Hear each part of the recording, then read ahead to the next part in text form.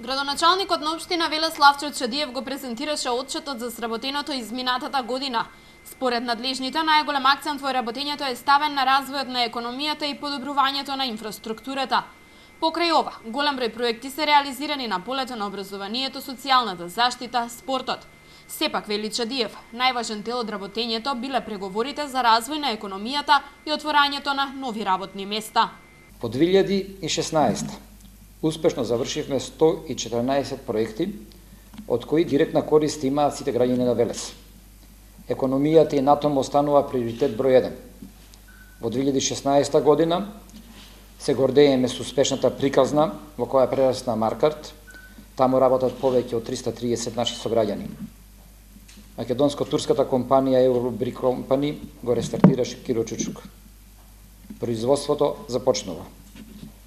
Исто така STS Textile инвестира и почна со производство во паронешната свилара.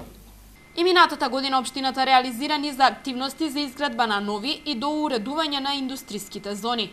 Целта, вели Чадиев, е привлекување на што поголем број инвеститори и намалувањето на невработеноста во Велес. Затоа и во 2017 година ќе продолжат работите на тој план. Со цел за привлекување на домашни и странски инвестиции, целосно ја уредивме индустриската зона Каластари, која кошта околу 2 милиона евра целосно исплатена. Ја формиравме Мамутчево, која по површина е најголема во општина Велес со 43,76 хектари. Во Речани 2 почна да работи Енмон. Индустриските зони и понатаму се многу важен сегмент во развојот на локалната економија.